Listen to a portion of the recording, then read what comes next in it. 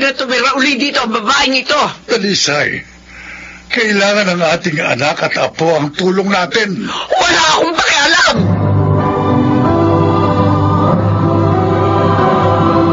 Handog ng DZRH ang tunay sa kanyang panahon. May mga nagsasabing kapag nag-asawa na ang anak, ay tapos na rin ang tungkulin sa kanya ng kanyang magulang. Totoo nga kaya ito? Kailan nga ba natatapos ang tungkulin ng magulang sa kanyang anak? Mga kaibigan, narito at ating pakinggan ang naging karanasan ni Dalisay sa ating dulang sa kanyang panahon.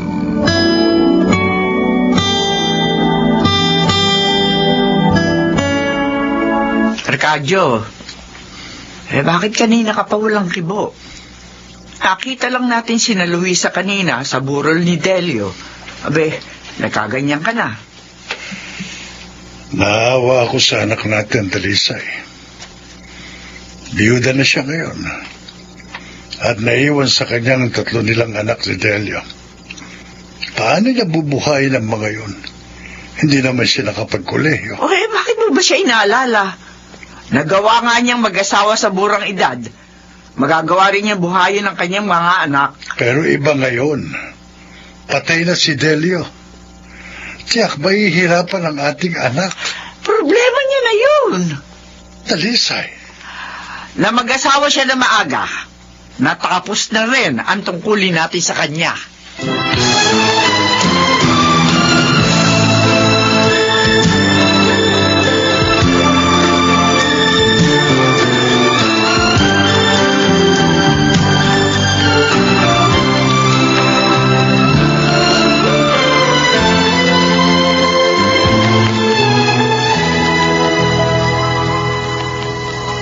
Ito na ang pinakamalaki sa 8 paupahan ko, Luisa. Kaya dito ko kayo dinala ng mga anak mo. Mura na ito sa 3,000. 4K nga ang bigay ko dito dati. Malaki nga ito. Magiging komportable kami ng mga anak ko. Salamat sa pagpapaupa mo nito sa amin ng mura, ha? Ayos lang yun. Kaibigan ko naman ang namatay mong asawa eh. Wala kaming masamang tinapay nun. Kaya tutulungan ko kayo makabangon. Salamat ulit. Kaya lang, anong magiging trabaho mo niyan? Hindi ka naman maaaring magbukas ng sari-sari store. Dahil meron ang asawa ko. May bigasan pa nga eh. Bahala na. Basta maghahanap ako ng paraan para mabuhay kami ng mga anak ko. Anay, tutulungan ko po kayo. Aba, ang bait naman itong panganay mo ah. Magandang ugali yan, Bonbon. Kung gusto mo, isasama kita sa negosyo ko.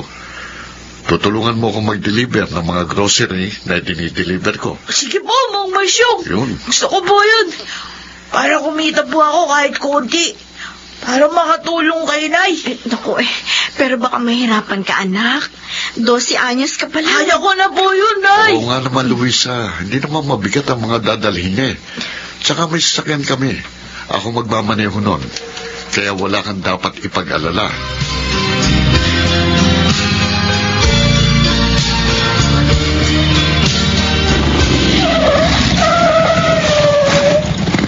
Oh, Bonbon.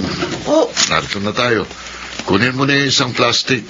Kung kape, gatas, asukal at ilang noodles lang ang laman yan, ha? Kaya magaan lang yan. po. Oo nga po. Magaan nga lang to, Mang Marsyong. Saan ko po ito dadalhin? Medyo lalakad ka nga lang, pero may sasalubong naman sa'yo. Kukunin yan. At ibibigay sa iyong bayan yan, ha?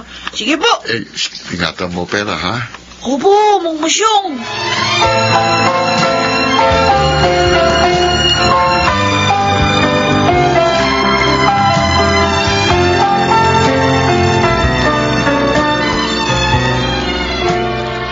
Ano? Galing ka kina Luisa, kaya ngayon ka lang. Oo. Dumaan ako doon pagkagaling ko sa opisina. Dinala ko sila ng mga pangangailangan nila. Dahil nabutan ko rin ng konting pera. Aba, hindi mo dapat ginawa yun. Pinagod mo lang yung sarili mo. Dalisay, anak natin siya. At kahit hindi dumaing, alam nating nangangailangan siya. Kaya dapat nating damayan. Lalo na't nakaluluwag naman tayo. Pero sa dalawa nating anak, hindi ka naman ganyan. Dahil maayos ang buhay nila. May matatag silang trabaho. Maging ang mga manugang natin. Ikaw nga hanggang ngayon galit ka pa rin sa ating bunso. Hindi mo pa rin siya mapatawad. Naghihirap na siya. Yon ang bagay sa matigas ang ulo na katulad niya. Matagal na yun. Kalimutan mo na sana.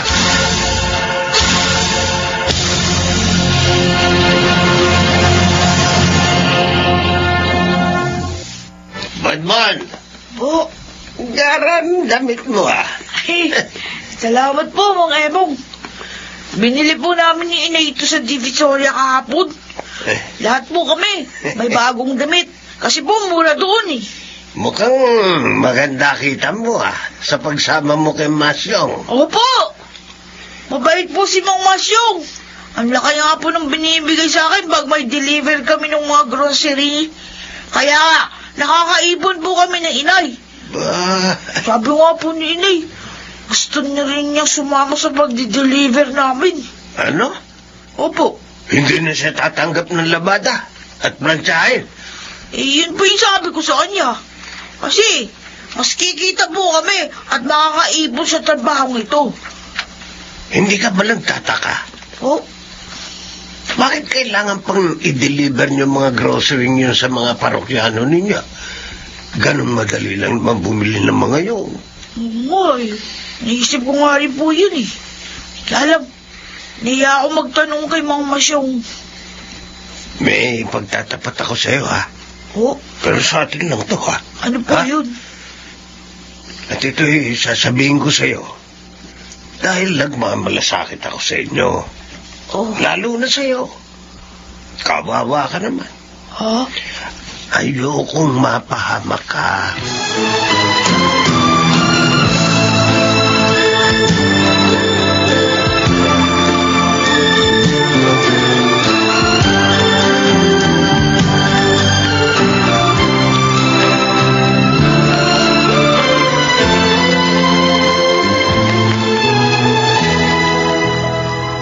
Ano?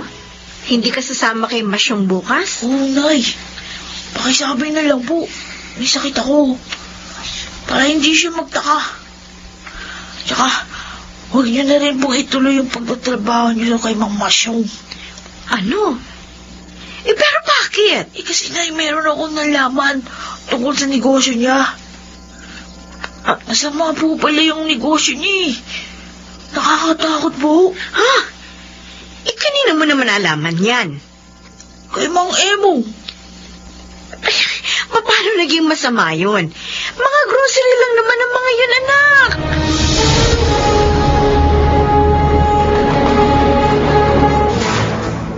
Ito na ang merienda natin, anak. Magmerienda muna tayo. Pasensya na po. Pero wala po akong ganang kumain ni Tay. Ang totoo, nararamdaman ko namang may problema ka. Hindi mo ako pupuntahan dito sa opisina nang walang dahilan. Pero gusto ko muna sanang pakainin ka para ma-relax ka. Kailangan ko ng tulong niyo, Tay. Umiiyak ka. Anong problema, anak? Si Bonbon po. Napasok sa pagdi-deliver ng illegal na droga. Ano? Bakit mo pinayagan? Hindi po namin alam, Tay. Nabisto na lang po namin nang sabihin sa amin yun ng isa naming kapitbahay. Kaya nagsiyasat po ako. Nakita namin ang groceries na dinadala ng anak ko. May laman palang shampoo. Diyos ko. Lagi siya inilalagay sa kahon ng gatas. Para siguro hindi mahalata. Itay, gusto ko na po umalis kami sa lugar na yun. Ayoko po mapahamak ang anak ko.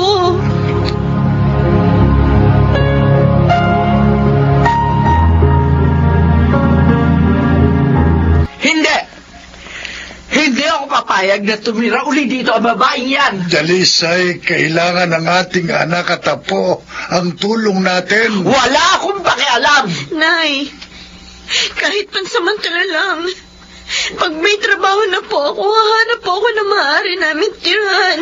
Nag-asawa ka na maaga. Tapos ngayon idadamay mo ka ba sa mga problema mo?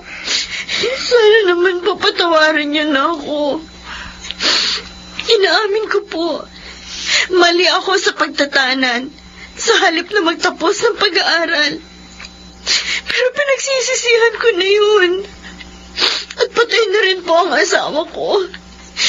Sana naman mapatawad niyo na ako, Nay. Hindi. Sinaktan mo ng labis ang damdamin namin. Dapat lang sa'yo maghirap. Tumigil ka na, Dalisay. Sinabi ko na sa iyo ang panganib na kinasuotan nila. Ayaw mo pa rin tumulong. Nasaan naman ang puso mo? Ikaw ang tumigil, Ricardo. Kapag itinira mo sila dito, magkakagulo tayo. Huwag na kayo magalit, Nay. Sige po, aalis na lang kami. Bahala na kung saan kami titira. Hindi. Hindi, anak. Sasamahan ko kayo. Ricardo! Narinig mo sinabi ko, Dalisay. Tutulungan ko si Luisa. Ihahanap ko sila ng matitirahan. At wala kang magagawa.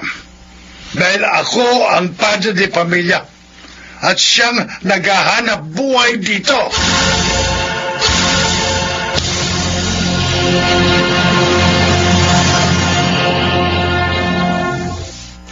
Mula nang maihanap ni Arcadio ng tirahan si Luisa, madalas na siya doon. At ako, lagi lang naiiwang mag-isa rito. Bakit gano'n? Bakit ako ngayon ang nahihirapan ng kalooban? Mali ba yung magalit ako sa ginawa sa amin noon ni Luisa? Dapat kasi magpatawad ka na. Nagsisisi na naman yung anak mo. At saka wala naman taong hindi nagkamali. At hindi naman maaari matapos ang iyong pagkamagulang dahil lamang sa nagkamali ang iyong anak.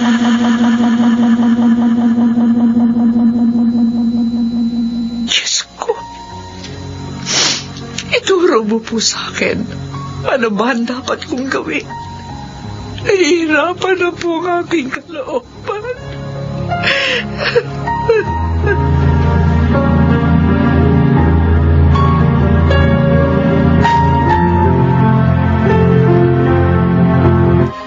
Happy birthday po, Inay.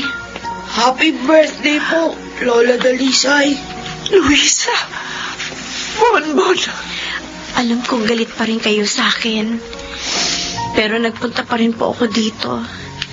Dahil gusto ko pong mabati man lamang kayo ngayong birthday ninyo. Happy birthday po ulit, Nay. Mahal ko po kayo. Luisa! Sana dumating ang panahon na mapatawad niyo na rin ako. Halika na, anak. Sige po, Nay. Aalis na kami. Sige po, Lola. Sandali lang. Huwag kayong umalis. Nay. Anak, pinatatawad na kita. Nay. Hindi ko. Magsisimula tayong muli ng isang maligayang buhay.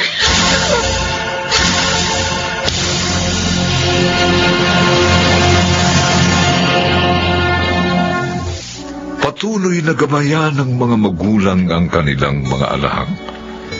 Ilawan ang kanilang dinaraanan. Sabagat ang tungkulin ng magulang sa anak ay nagwawakas lamang kapag nagwakas na rin ang kanyang buhay sa kanyang panahon.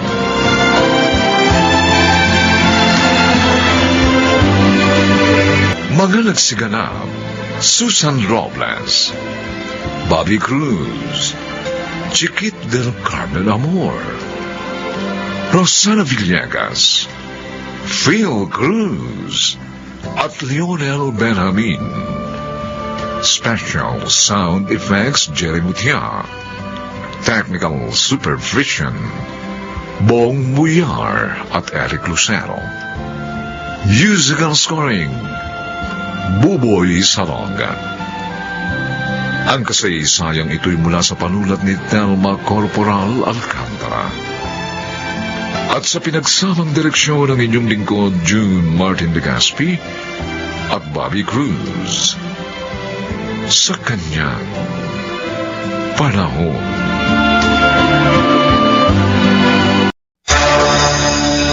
Magkakaibigan tayo. Pero ibang paniniwala namin eh.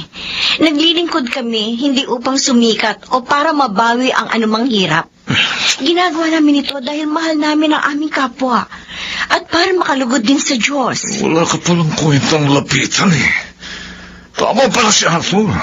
Na-under mo asawa mo. Kaya hindi siya sumama sa amin.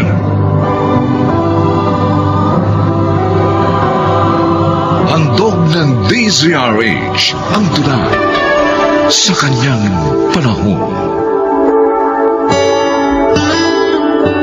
Marami ang nagsasabing dapat magkaisa upang umunlad ang bayan. Subalit sino nga ba ang dapat na unang magkaisa?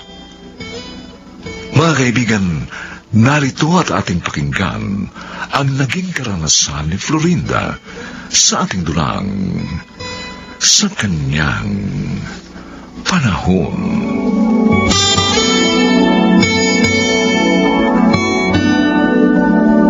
Ano? Okay ba ang dinner natin, Emil? Arthur? Oo, Miguel. Ang dami nga namin nakain ni Arthur. Naku, sigurado mag-iisip na naman ang hindi maganda si Celine kung saan ako naghapunan. Huwag ka na kasi mambabae pa, Arthur. Ay, mabalik tayo sa pinag-uusapan natin, no? Alam niyo kung mananalo ang partidong itatatag natin, ha? Isa ang maaaring umupo sa Kongreso. At maaari pa maging dalawa yun, o tatlo. Depende sa dami ng botong makukuha natin, ha? Parang maganda yan, Miguel, ah. Magiging kongresista tayo. Oh, talaga maganda.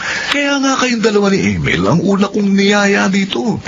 Dahil alam ko na gusto niyo rin ang maglingkod sa bayan. At siyempre, habang nanunungkulan tayo, marami din tayong benepisyo. Aba, siyempre naman, ano? Hindi tayo lugi dito, mga kaibigan. Pero, Miguel, kailangan ng malaking halaga dyan. Oo. Para sa pag-aasikaso ng mga papeles, sa mga dapat bayaran, at natural, siyempre, sa pangangampanya. Pero, huwag kayong mag-alala, ha? Mapapawi rin natin yun, ha? Kaya sumama na kayo rito sa partidong itatatag ko!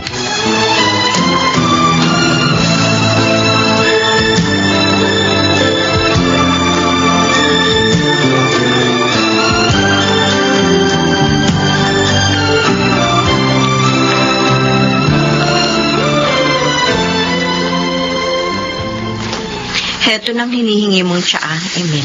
Salamat, Florinda. Next week nga pala, tuloy ng medical mission natin sa bayan ng classmate kong si Gladys. Handa na raw ang lahat doon, sabi niya. Okay, hindi na ako kukuha ng appointment sa araw na yon. Mabalik tayo sa ikinuwento ko sa'yo na alok ni Miguel sa amin. Yung tungkol sa party list, ano palagay mo dun? Alam mo kasi, para sa akin, hindi lang naman sa pamamagitan ng pag-upo sa gobyerno, makapaglilingkod sa bayan. Maaaring gawin yun ng tao sa iba't ibang paraan. Naisip ko rin yan. Tulad nitong pagsama sa mga medical mission, isang uri ito ng paglilingkod sa bayan. Tama. Pagtulong at paglilingkod din ang panggagamot natin dito sa murang halaga. Pareho talaga tayo nung iniisip. Mabuti pa sabihin ko na kay Miguel habang maaga na hindi ako makakasama sa partidong gusto niyang itatag.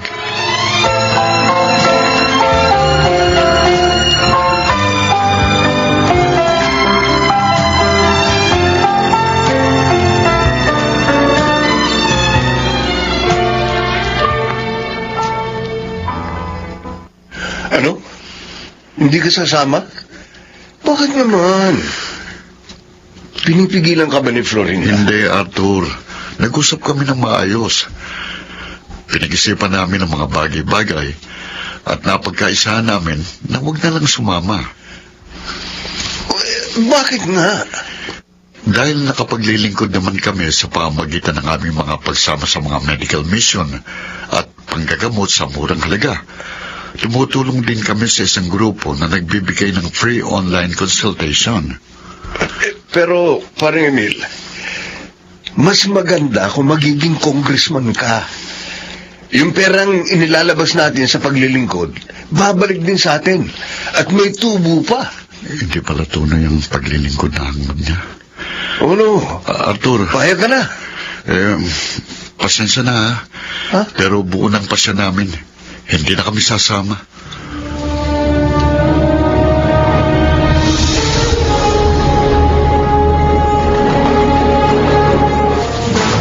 Sayang naman kung hindi natin makakasama si Emil sa partido. Ayun, malaki maitutulong niya eh. Nanghihinayang din ako eh. Pero, mas nakinig siya sa asawa niya eh. Minsan kasi yung si Emil, Oh, na-under ni Florinda eh. talaga? O baka naman hindi nyo lang kinausap si Florinda. Hindi ko talaga siya kinausap. Si Emil lang. Ay, okay, sige. Ako kakausap sa kanya. Malay natin. Baka makumbinsi ko siya. Ikaw bahala. Ay, oo nga pala. May pera na akong ibibigay para share ko dito sa partido natin. Oh, good. Good. Oh, mabuti. Nagbenta ako ng lupa, Miguel. Oo. Alam ko naman mababawi ko rin ito eh. Oo. Ayos lang, kahit gumastos ako.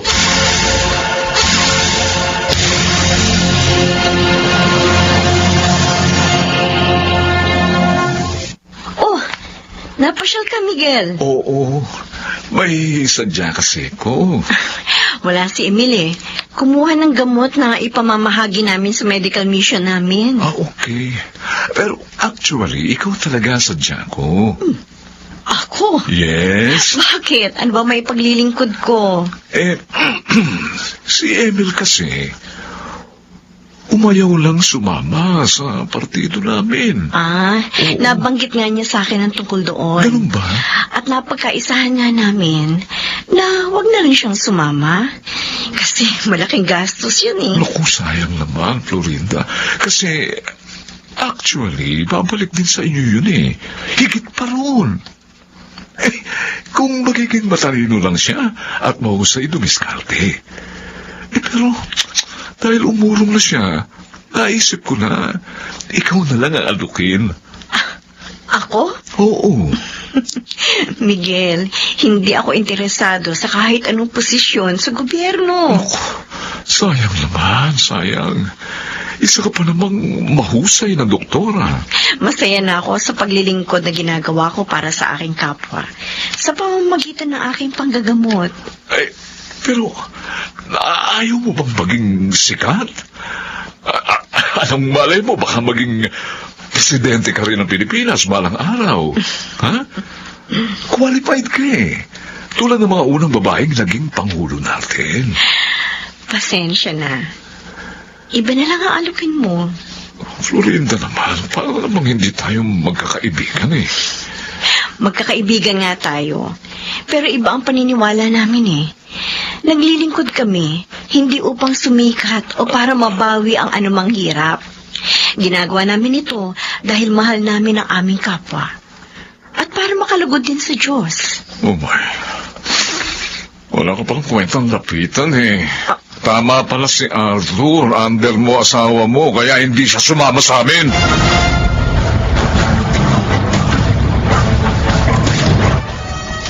Anak, napansin ko mula nang umalis yun si Miguel, naging matamlay ka na. Bakit ba?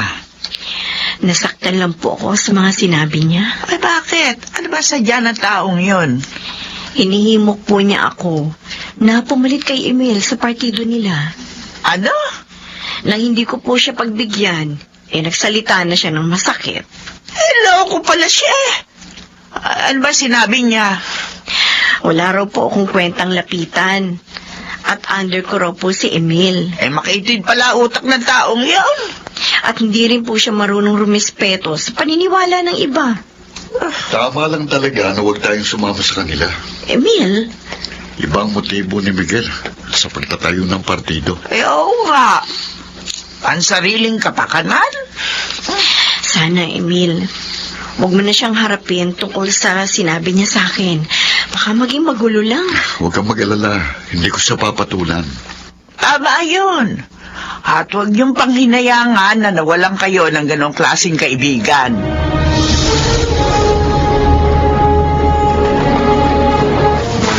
Arthur! Oh, Bakit binenta mo ang lupa nang hindi man lang sinabi sa akin? kailangan ko na kasi ng pera. Kaya minadali ko na. Saka lupa ko naman yun ha. Anong problema? Bakit ka ba ganyan magsalita? Samantalang ako, lagi kitang kinukonsulta sa bawat desisyon ko. Bakit? May babae ka? Tigilan mo na nga yung pagseselos mo. Wala akong babae. Kung ganon, saan mo ginamit ang pera? Sa partido namin. Tatakbo kong kongresista ng party list. O ano? Okay ka na?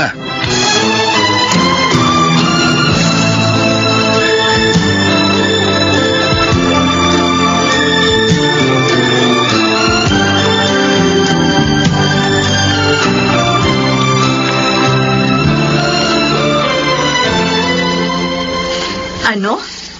Umalis sa inyo si Celine? Oo. Nagalit siya sa akin dahil lagi ko raw siyang binabaliwala sa mga pagpapasya ko.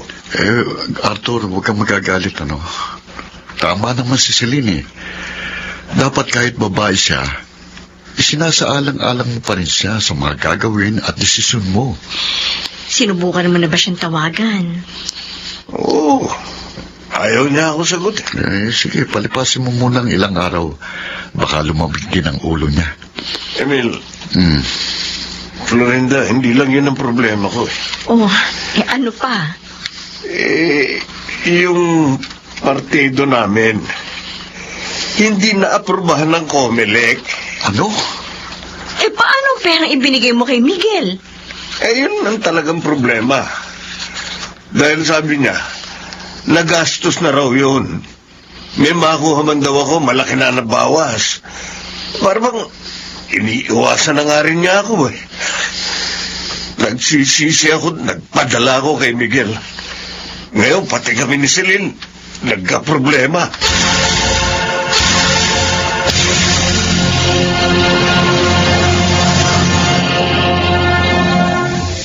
Tungkol ba kay Arthur? Kaya ka nakipagkita sa akin dito sa restaurant, Florinda? Oo, Celine.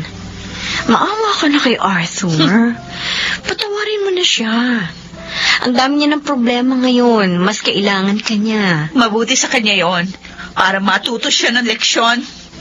Celine, mawawasak ang pamilya ninyo kung gagantihan mo ang asawa mo. Gusto mo bang mangyari yun? Florinda. Oo, nagkamali si Arthur. Pero tayo mga babae, dapat matuto rin tayong umunawa sa ating mga kabiyak. Lalo na sa panahong kailangan nila tayo.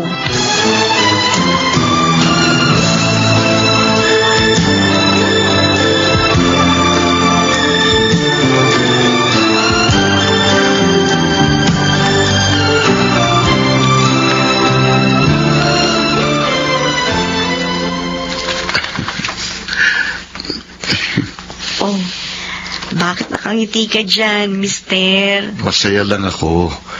Abot-abot kasing pasasalamat sa'yo ni Arthur. Dahil napagkasundo mo sila ni Celine. Buti nga nakinig siya sa akin eh. Ang swerte ko talaga sa'yo. Hindi ka lang mabuting ilaw ng tahanan.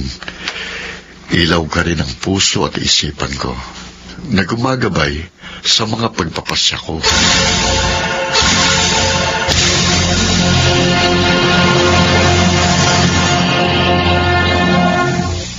Hindi lamang sa pag-upo sa pamahalaan magagawa ang paglilingkod sa bayan. Ito'y maaaring gawin sa maraming kaparaanan, ninuman, saan man at kailanman, sa kanyang panahon.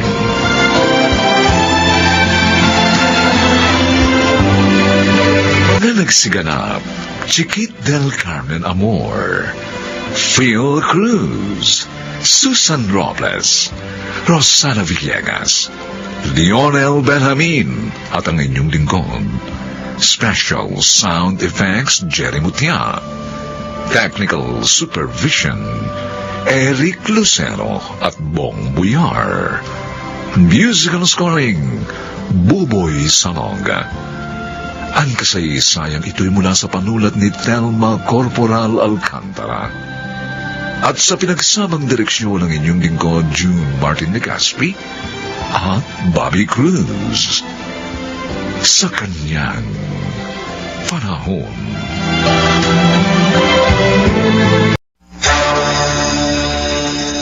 Hunyo, mag-isip ka nga.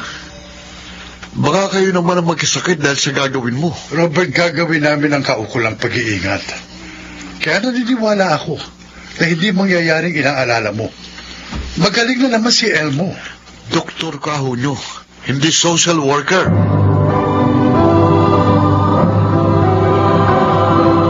Handog ng DZRH ang tula sa kanyang panahon. Sa panahon ng kagipitan, nahahayag ang makabayan, ang tunay na nagmamahal sa kanyang kapwa mamamayan.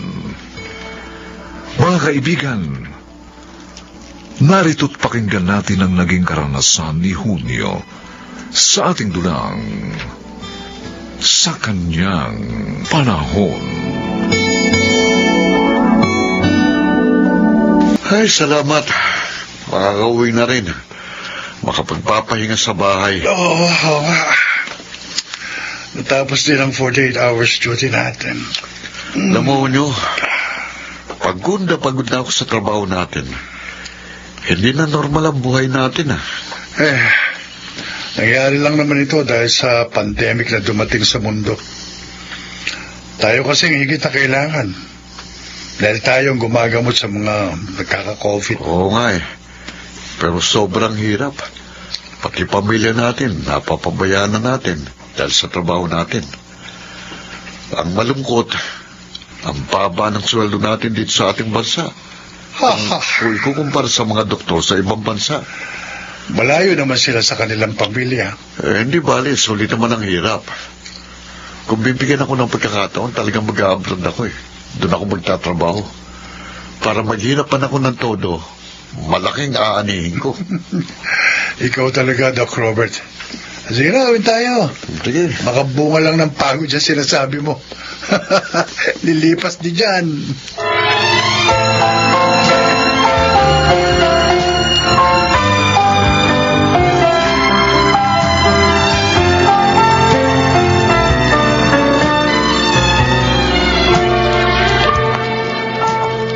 Buti po dumating na kayo, Daddy. Oh, bakit, Cherry? May problema ba ang prinsesa namin? Wala po. Ipapakita ko lang po ito sa inyo. Ano ipakikita mo sa akin na nasa cellphone mo? Report card ko po. Mhm. Sinend po sa amin online. Kasi nga po online na yung klase because of pandemic. Patingin nga. Ito po. Aba, tataas ng grades mo ah. Consistent na mataas ang grades niya. Oo nga. Congratulations, anak ha. Hindi nagbagong sipag mo sa pag-aaral. Kahit hindi na face-to-face ang klase niyo. Talagang nag-aaral po ako mabuti, Daddy. Because I want to be a doctor like you someday. Talaga? Opo. At dito rin po ako magtatrabaho tulad ninyo para makapaglingkod po ako sa bayan natin. Natutuwa ako sa maganda mong pananaw sa buhay, anak. Kahit bata ka pa.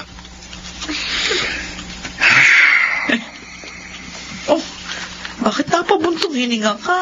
Oo nga po, Daddy. Di ba sabi niyo natutuwa kayo? O edi ibig sabihin happy kayo? Eh bakit parang nasad po kayo?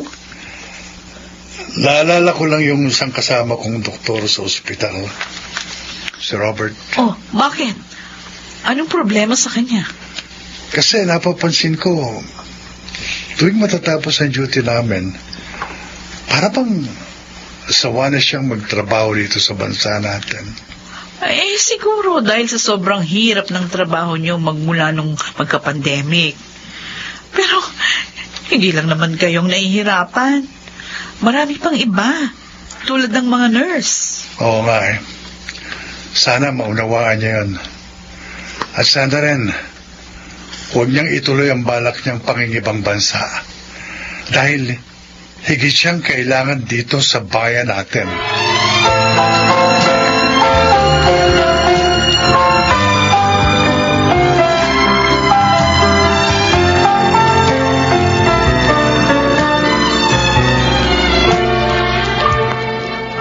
Hunyo, itong record ng mga bago mong pasyente. Madagdagan na naman pala ang mga pasyenteng may COVID dito sa ospital. Oo nga eh. Ibig sabihin, natagdagan na naman ang aalagaan natin. Elmo Madlang Bayan. No. Siya kaya ito? O bakit? Kilala mo bang pangalang nakalagay dyan? May kaklase ko nung high school na itong pangalan at apelyido. At nakita ko rin siya 6 years after graduation. Nagkaroon kami ng reunion noon. Ibig sabihin, maaaring kaklase mong isa sa mga bagong pasyente natin. Maaari. Kung siya nga ito. Robert, anong kalagayan niya? Sa kabutihang palad, wala siya sa ICU.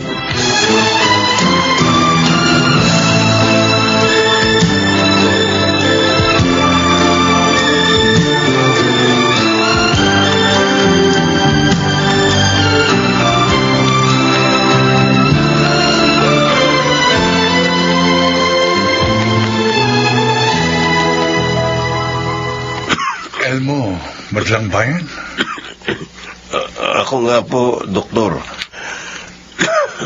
Si Dr. Junio Martinez ito. Junio? Martinez? Ako nga. Ang kaklase mo nung high school. Junio. Nakalulungkot na nagkita tayo sa panahon may sakit ka. Pero huwag kang maglala. Aalagaan ka namin dito. Gagawin namin ang lahat para kumaling ka. Wala na akong kabuhayan. Iniwan pa ako ng pamilya ko. Kaya ayaw ko nang gumaling pa.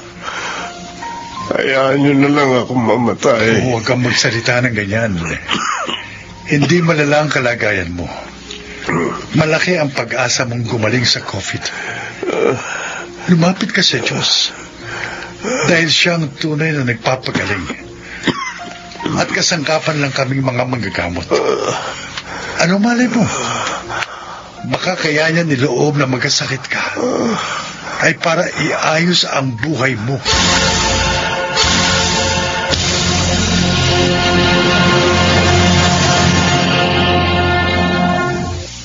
Ano?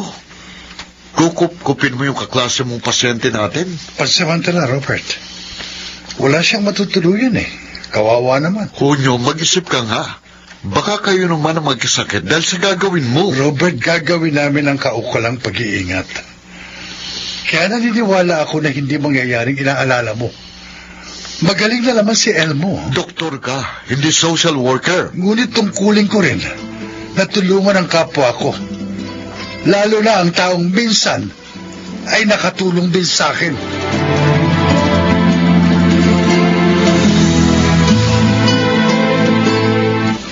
Maraming salamat sa pagpapatuloy mo sa akin dito sa inyo, Junio. Noon, akong lagi mong tinutulungan kapag binubuli ako ng mga kaklase nating sika. Binibigyan mo rin ako ng mga baon mong pagkain. Dahil madalas, wala akong baon. Ikaw, maraming pagkain. Pero iba na ang sitwasyon ngayon. Nagka-COVID ako. Pero hindi niyo ako pinandirihang makasama. Lahat naman ng tao maaaring magkaroon ng ganong karamdaman. Kaya hindi natin dapat pandirihan ang ating kapwa na may ganong sakit. Salamat sa inyo. Napakabait niyo talaga. May gusto lamang akong malaman, Elmo. Ano pa nangyari? At nawalan ka ng kabuhayan. At iniwan ka rin ang iyong mag-iina. Kasalanan ko, Hunyo. Dati akong OFW. Pero nang manatili na ako dito, nalulung ako sa sugal. Hanggang sa maipatalo kong lahat ng aming kabuhayan. Ano? Alam niyo, kahit pala anong talino ng tao, pag nalulung sa bisyo, aalipinin siya nito. Uli na mamulat ako. Mahirap na ako. Wala na rin ang pamilya ko at nagka-COVID pa ako. Huwag kang mawala ng pag-asa, Elmo. Malay mo, bumalik uli sa iyo ang pamilya mo. Oh yes, tama yun. Tama ang sinabi ng asawa ko. Alam mo, isang magandang ginawa ng pandemic ay yung muling pinaglapit ang pamilyang magkakalayo. Sana nga matupad sa akin ang sinabi ninyo. Mangyayari din yun. Oo nga pala. Nakausap ko na yung mga kaklase natin. Alam mo sabi nila? Handa silang tulungan kang makabangon.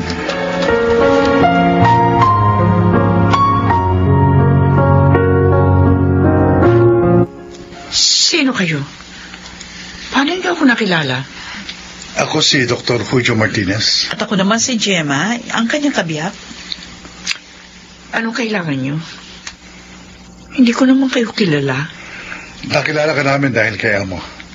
Ang lalaking yun. Nagka-COVID siya, Fiori. At akong gumamot sa kanya. Ano? Nagka-COVID siya? Oo. Asawa ng Diyos, magaling na siya. Naikwento niya sa amin ang nangyari sa buhay niya. Tinulungan namin siya makabangon. Kaya ngayon, may trabaho na siya. Ang totoo, nagka-COVID din ang panganay naming anak. Mabuti na nga lang, gumaling din siya. Fiori, hindi kaya hudyat ito upang buuin yung muli ni Elmo ang inyong pamilya? Hindi ba maaaring bigyan mo ng isa pang pagkakataon ang aking kaibigan? Nagbago na siya, Violi. Kaya sana, patawarin mo na.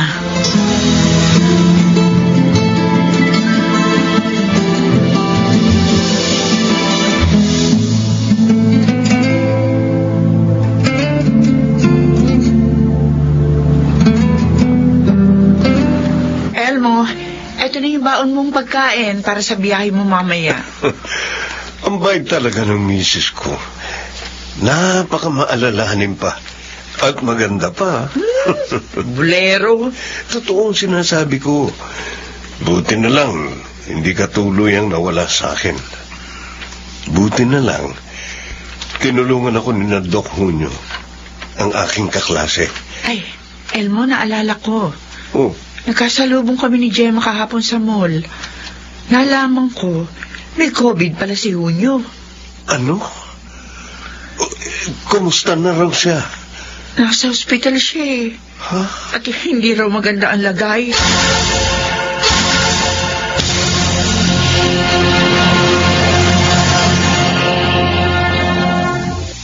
Salamat sa pagdalaw, Violi. May mga dala kaming pagkain para sa inyo. Maaring hindi nyo kailangan ng mga ito dahil kaya nyo naman bilhin. Pero ginawa namin ito para maramdaman mo na narito lang kami ni Violi, handang dumamay sa inyo ni Doc Junio. Maraming salamat sa inyo. Sana, tulungan niyo akong dumalangin sa paggaling ni Junio. Napakabait niya at tapat namang gagamot. Gagawin namin yun, Gemma. At naniniwala kami, diringgin tayo ng Diyos. Pagagalingin niya si Junio.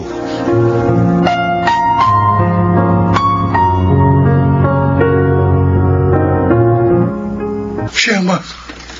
Hunyo, magaling ka na. Oo. Magaling na.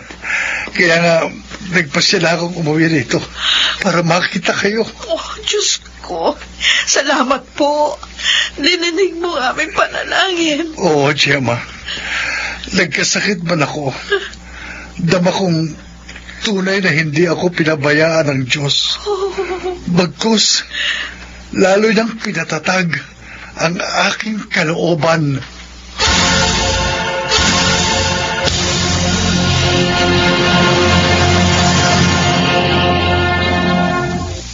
Mapalad ang marunong lumingon sa pinanggalingan.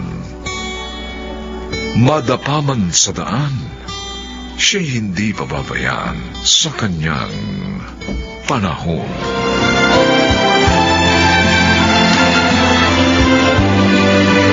Mga nagsiganap: Bobby Cruz, Rosana Villegas, Chiquit del Carmen Amor, Dionel Benjamin, Susan Robles at Phil Cruz. Special sound effects, Jerry Mutia. Technical supervision, Bong Buyar at Eric Lucero. Musical scoring, Buboy Salonga. Ang kasaysayang ito'y mula sa panulat ni Telma Corporal Alcantara. At sa pinagsamang direksyon ng inyong lingkod, June Martin Legaspi at Bobby Cruz. Sa kanyang panahon. Pinili kong buhayin ang batang ito. Pero hindi ko pipiliing ipakipagsapalaran ang kinabukasan niya sa isang katulad mo na panluloko sa kapwa ang kinabubuhay!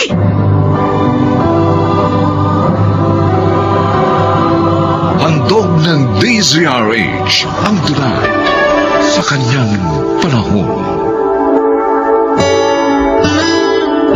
Gaano nga ba kahalaga ang pagkilala sa sariling katatagan at pagbibigay halaga sa dignidad? Mga kaibigan, narito at ating pakinggan ang naging karanasan ni Laura sa ating dulang sa kanyang panahon.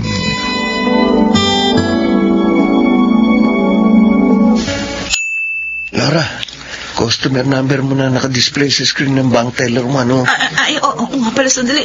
Pupunta na ako doon. O yung mga ID na kakailanganin mo. Na-check mo na ba lahat? Oo, nandito na lahat. Kompleto na. Lalabas muna ako ng bangko sandali. Tatawagan ko si Inay habang wini-withdraw ni Laura ang pera. Kailangan mabigyan ko siya ng instruction sa dapat nilang gawin ni Milen.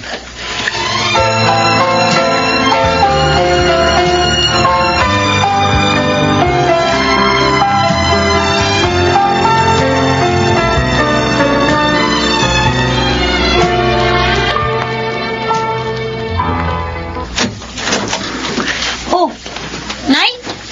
Bakit kayo nag-iimpake ng mga damit nyo? May nangyari ba? Ano ba problema? Lilipat tayo ng bahay. Kaya impake mo na rin mga damit mo. Dalian mo. Pero kung lilipat lang natin dito mag-aanim na ban pa lang po tayo nangungupahan sa lugar na to. At teka, di po ba ikakasal si Charlie kay Ate Laura? Ano nga, maraming tanong pa, Mile. Basta bit-bitin mo na mga damit mo. Dahil kapag tumawag uli ang Kuya Charlie mo, kailangan nandun na tayo sa lugar na sinasabi niya.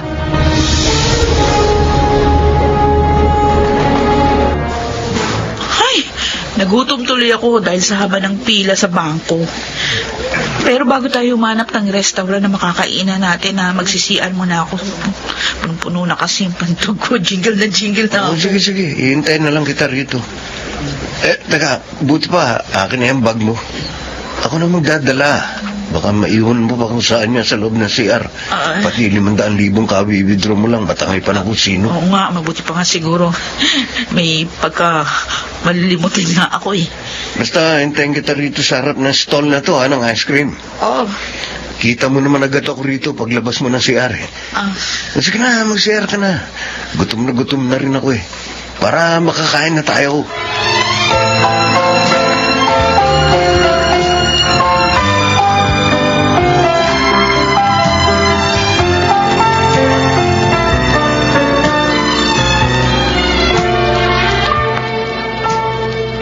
Magandang tanghali po, Mang Cesar. Oy, gandang tanghali naman. Kayo po palang bantay dito sa grocery ni Laura? Oo, Miguel.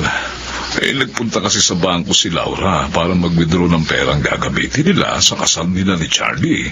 Oh, Kanina pang umaga sila umalis eh. tuloy na po palang pagpapakasal nilang dalawa. Ay, naku ako man. Nabilisan din sa mga pangyayari dahil ilang buwan pa lang ang relasyon nila. Pero ganun pa man, hindi na rin ako tumutol. Talaga ako nasa wastong edad na sila para magpakasal.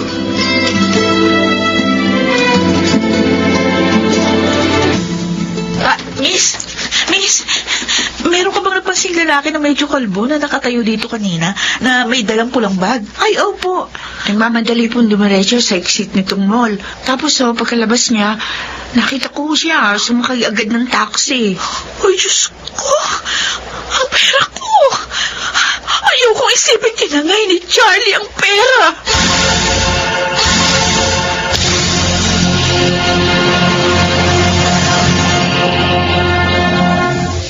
Hindi ko akalaing magagawa sa atin ni Charlie ang malaking panlulokong yun.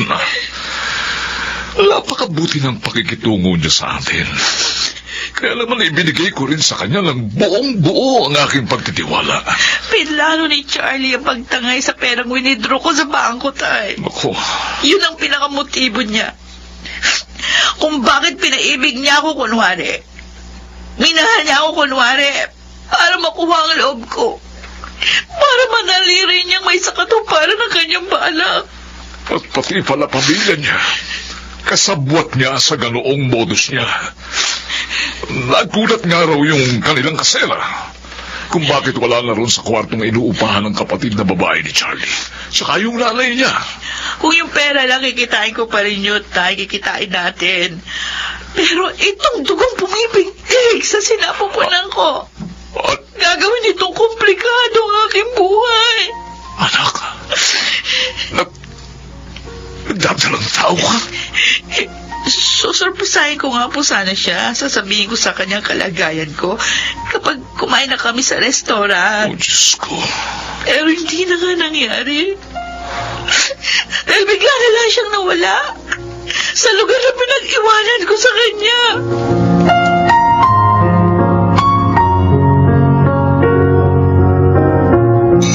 Ano ka mo, Milen? Bubukod ka ng tirahan? Hihiwalay ka na sa amin ng Kuya Charlie mo?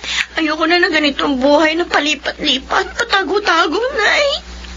Bakit, Milen? Ano ba problema mo? Wala ka namang gagawin kundi ang sumunod lang sa amin ni inay. Eh, yun na nga, Ha? kuya.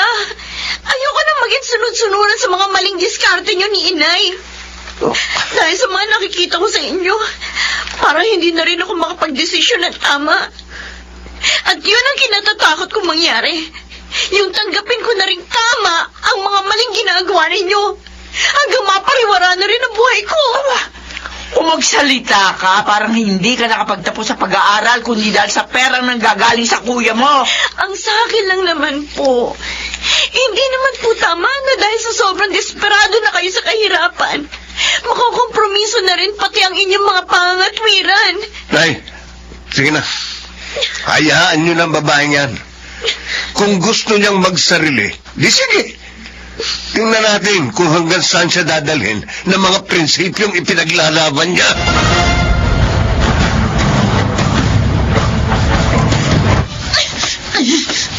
Laura? Laura, anong ginagawa mo?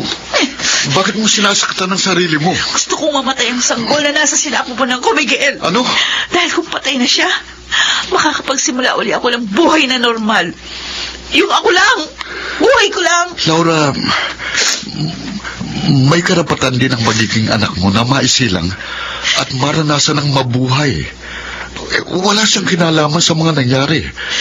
Kung kaya hindi siyang dapat managot sa kasalanan ginawa ni Charlie. At ako, wala ba akong karapatang mamili na wala magkaroon ng kapanatagan nang wala siya sa buhay ko? Kaya pabayaan mo na akong patayin ng sanggol at buwan sa tiyan Laura! ko! Hayaan mo na ako! Laura, ano ba?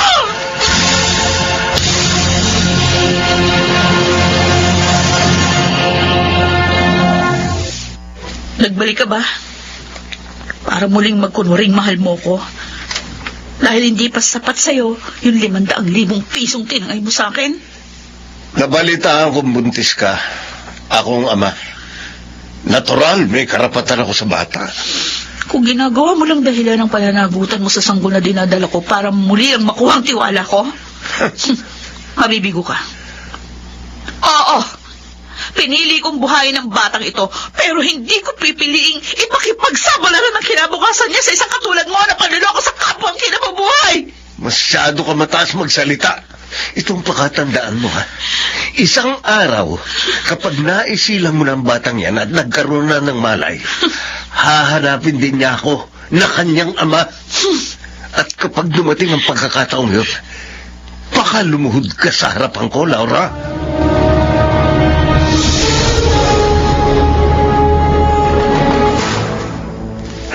Milan! Aba, Milan! boses yun ng inaya. Bakit parang apurang-apura siya, pati sa pagkatok niya? Milan, buksan mo ang pinto! Opo! Sandali lang po! Nariyan na! Bubusan ko ng pinto! Milan ang kuya mo! Nahuli sa isang entrapment ng mga pulis samantalang nagbebenta ng beking titulo ng lupa. Ho! Anong gagawin ko ngayon, anak? Ano na mangyayari sa akin? Ano na ako mabubuhay? Inay, narito naman po ako. Hindi ko kayo pababayaan. Kaya wala po kayong dapat na ipangamba. Pero ang kuya mo, ano na lang ang magiging kalagayan niya kapag nakulong siya? Masakit man pong tanggapin. Pero siguro, doon na po talaga humantong ang mga sitwasyon para maituwid ni Kuya ang kanyang mga pagkakamali.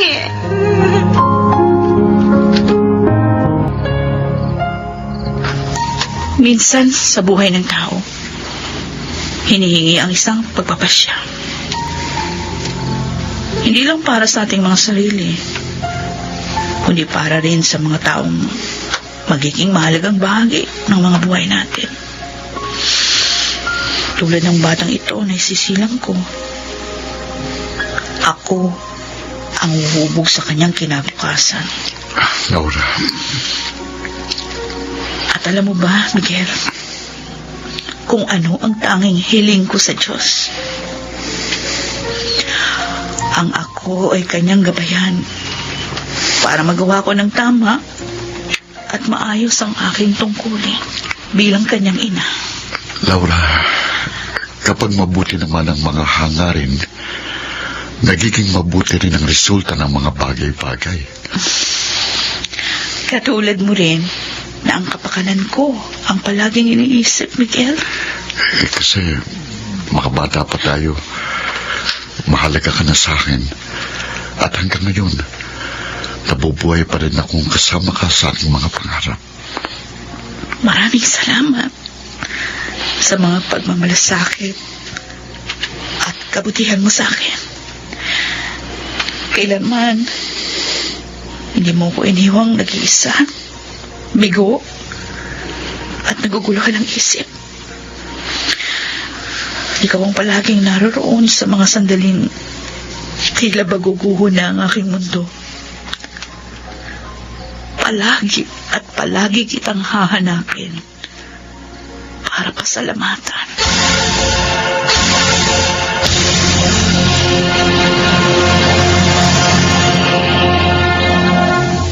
Sino ba ang hindi nakadaranas ng mga kabiguan?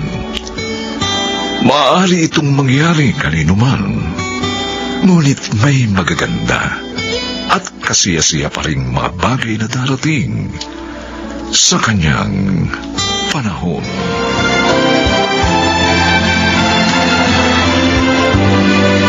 Mga nagsiganap, Rosana Villegas, Chiquit del Carmen Amor, Susan Robles, Phil Cruz, Lionel Benjamin at ang inyong lingkod. Special Sound Effects, Jerry Mutia. Technical Supervision, Eric Lucero at Bong Muyar. Musical Scoring, Buboy Salonga. Ang kasaysayang ito'y mula sa panulat ni Sel Barlam at sa pinagsamang direksyon ng inyong lingkod June Martin Legaspi at Bobby Cruz sa kanyang panahon.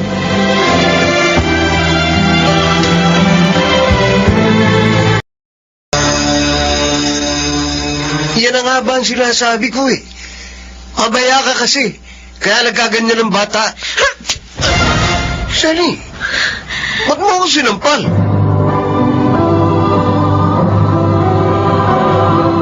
Handog ng DZRH ang dula sa kanyang panahon. Ang pagpasok sa buhay may asawa ay maitutulad sa pakikipagdigma. Upang maging matagumpay ay kailangan ng iba yung paghahanda. Mga kaibigan, pakinggan po natin ang naging karanasan ni Zenny sa ating durang sa kanyang panahon.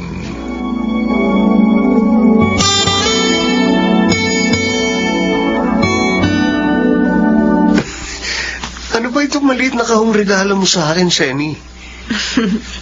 Buksan mo na lang para malaman mo. Ikaw talaga, may pa-suspense ka pa eh. Siyempre, para mas maging masaya at memorable ang monthsary natin. Ay no, mabuksan na nga. Oh, Sinsen? Senny, ibig mo sabihin ito? Oo, Roger. Niyayaya na kitang pakasal. Will you marry me? Siyempre naman, oo. Gusto ko naman talagang pakasalan ka eh. Nahiya nga ako kasi ikaw pang babae ang nag-propose sa akin.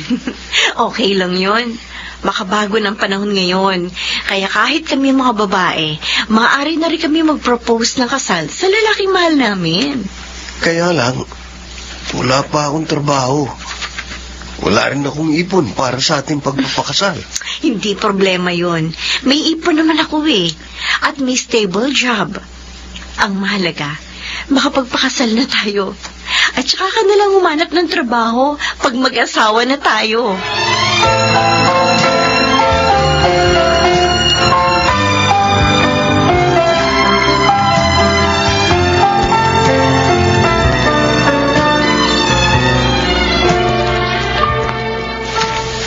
Ano ikaw mo, anak? Ikaw lang ang gagasto sa inyong kasal? Kasi inay, wala pang trabaho si Roger.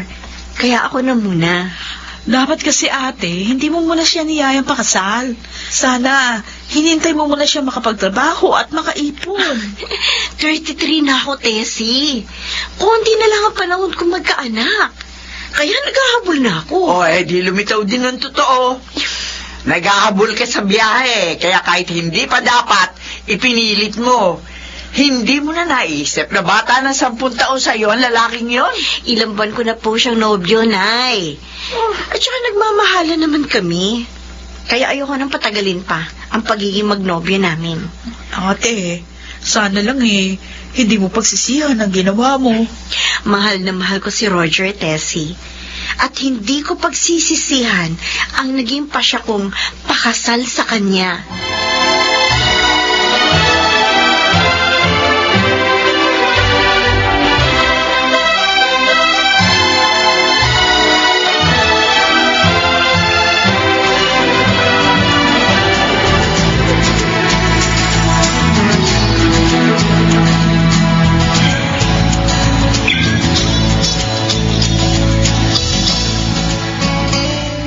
Mabuti naman dumating ka na, anak. O bakit ho, Nay?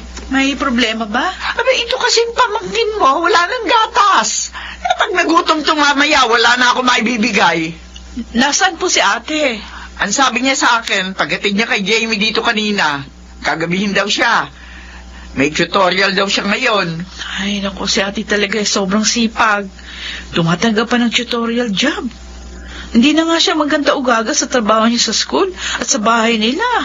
Pati dito sa pamangkin ko. Kailangan talagang kumita ng gusto ang kapatid mo, Tessie. Dahil hanggang ngayon, abay, gastos pa rin niya lahat sa bahay nila ni Roger. Tapos, gatas pa nitong pamangkin mo. Kahit pala may trabahong lalaking yun, hindi nagbibigay ka, ate? Ay naku, sinabi mo. Asa talaga siya sa kinikita ng kapatid mo. Bakit naman kasi? Siya pang pinakasalan ni ate. Napaka-immature at irresponsable. Kawawa lang sa kanyang kapatid ko.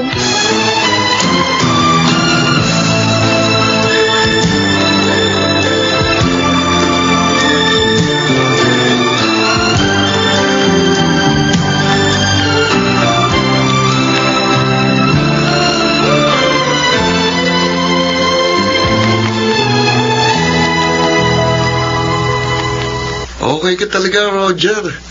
Ang sarap naman ang dala mong alak at pulutan. Mucho ako ngayon, Dave. Bagong sahod. Paano kung maghanap ng kita mo si Zenny? Oh, Kahit maganap yun.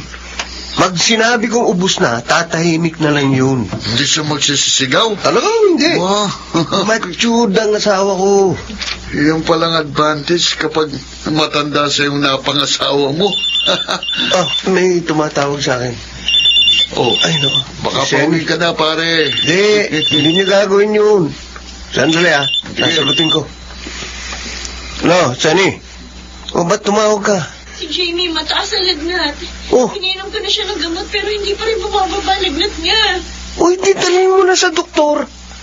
Tatawagan mo pa ako dito nariyan ka na nga. Parang hirap din siya huminga Mambihira ka naman. Dalhin mo na sa ospital. Tatawagan mo pa ako wala naman akong pera. Kumilos ka na, sige na.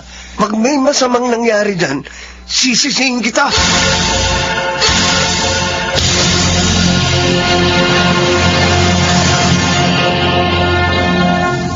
Buti naman, narito ka na.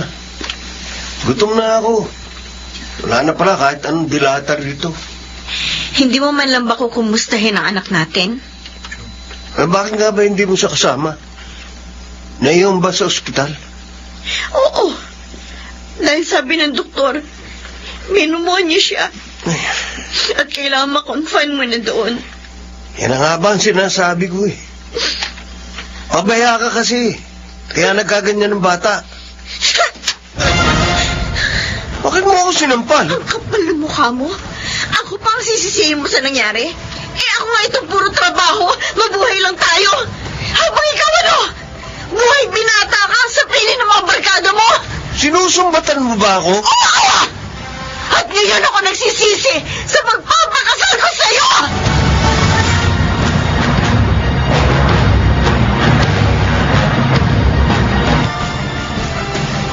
Bakit umarkila ka pa ng sasakyan, anak? Maaari naman tayo mag-taxi na lang pauwi sa inyo.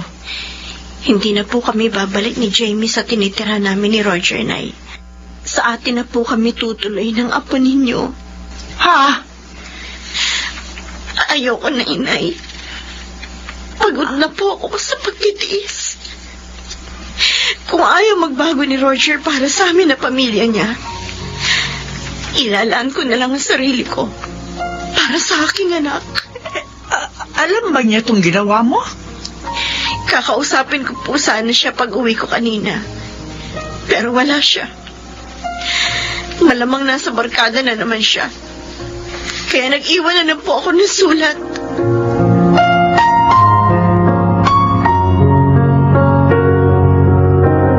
Talaga, pre? Ilang araw nang wala sa inyo sina Senny? Ha? Oo, Dave. Oo. Hindi na sila umuwi ng bata sa bahay matapos na ilabas na sa ospital ang aming anak. Kaya pala ilang araw ko napapansin, malungkot ka eh. Parang ayaw mo na umuwi sa inyo. Talagang ayaw ko na doon, Dave. Dahil naaalala ko lang sila pag naroon ako.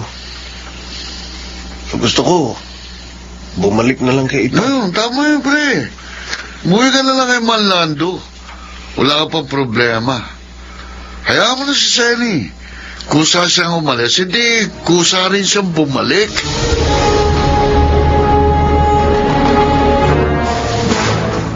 Sure ka na ba dyan sa balak mo, ate? Oo, Tessie. Kailangan kong muling bumangon at magpakatatag. At naniniwala ako na sa gagawin kong ito, mangyayari ang gusto ko. Mamimiss ka namin. Mamimiss ko rin kayo. Hindi bali. 3 years lang naman ako magtatrabaho sa Dubai. Paano nga pala si Roger? Hindi ko alam kung magbabago pa siya at babalikan kami. Ang alam ko lang ngayon, may anak akong kailangan paghandaan ng kinabukasan. Kaya gagawin ko yun. Kahit wala siya. Ipapaalam mo ba sa kanya na mag-a-abroad ka? Hindi siya tumatawag o nag-text man sa akin. Kaya siguro, hindi na kailangan malaman pa niya. Ay, nalulungkot naman ako sa nangyari sa married life mo. Kasalanan ko rin eh. Nagpatalo ako sa damdamin ko.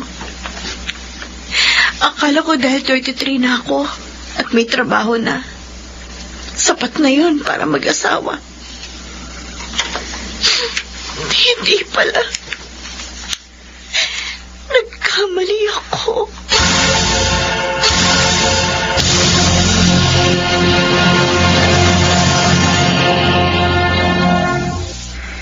Ikaw ba, Roger, wala nang balak na balikan ang iyong mag-ina? Tay, kusa siyang umalis. Kaya dapat kusa rin siyang bumalik. Anak, hindi dapat ganyan ang katwiran. Kasal na kayo ni Sandy. Ama ka na ng tahanan ngayon. Kaya dapat mag-matured ka na. Tay, Alam mong kasalanan mo, kaya kanya iniwan. pero man, kinakampihan niyo pa ang babaeng yun eh. Dahil siya lang ang nagpakasakit upang maging matatag ang inyong pamilya. Uy, Simula pa lang siya na nagtatrabaho. nagkatrabaho din naman po ako. Oo. Pero hindi ka nagsikap na tumagal sa mga napasukan mo. Dahil naging kampante ka na may kita sa pagtutuloy ang asawa mo.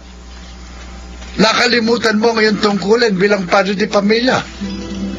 At may anak kayo na kailangang paghandaan ang kinabukasan. Kaya nung magkasakit yung apo ko, nabaon sa utang ang aking manugang. At sa halip na tulungan mo, naroon ka sa iyong barkada. Si Balaing Pining at si Tessie lamang ang umaalalay sa kanya. Kasi naman alam kong kaya niya. Mali, anak, mali. Kaya man niya o hindi ang problemang dumarating sa inyo. Dapat ka ring makibahagi sa paglutas noon. Dahil mag-asawa kayo. Nahiyan tuloy. Iniwang kanya. Napulun eh. At baka kapag hindi ka pa kumilos, habang buhay nang mawala sa'yo ang iyong mag-ina. Ano pong ibig niyo sabihin?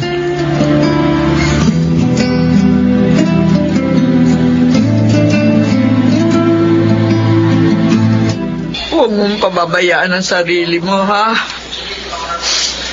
Kapag nandoon ka na sa Dubai, anak. Opo, Nay. Hayaan niyo sisinupin kong kikitain ko doon. Para sa kinabukasan ng aking anak. Nay, kayo nang bahala kay Jamie, ha? Kahit naman hindi mo sabihin, talagang hindi ko naman pababayaan ang aking apo. Sunny, Anak, ang asawa mo, malamang si Balaing Lando nagsabi sa kanya na aalis ka ngayon. Roger, bakit narito ka sa airport? Sunny, patawarin mo ako. Inaamin ko na ang mga pagkukulang ko. Pag-iusap, huwag kang umalis. Huli na, Roger. Nakapirma na ako ng 2 taong kontrata sa Dubai. Magbabago na ako. Pangako yan. Magsisikap na ako sa trabaho at magiging responsableng asawa mo. Huwag ka nang umalis. Huwag mo akong iwan. Patawad. Patawad din, Roger. Naging mapusok ako noon. Niyaya kitang pakasal kahit hindi ka pa handa.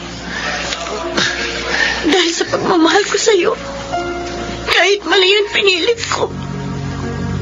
Kaya ganito kinahinad na natin ngayon. Senny, magsimula tayong muli. Magiging iba Roger na ako. Pangako yan. Handa naman akong tanggapin kang muli. Pero kailangan sa pagkakataon ito, paghandaan na natin ang muli nating pagsasama.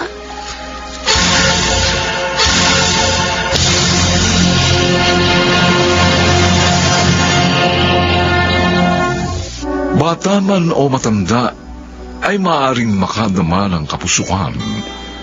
Kaya iba yung pag-iingat sa pagpapasya ay kailangan upang maiwasan ang pagkawasak ng sambahayan sa kanyang panahon.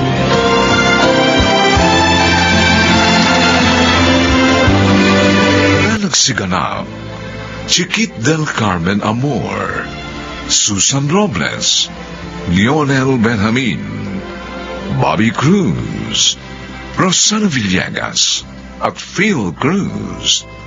Special Sound Effects Jenny Mutia. Technical Supervision Bong Muyar at Eric Lucero. Musical Scoring Buboy Salonga. Ang kasaysayang ito'y mula sa panulat ni Telma Corporal Alcantara. At sa pinagsamang direksyon ng inyong lingkod, June Martin Legaspi at Bobby Cruz. Sa kanyang panahon.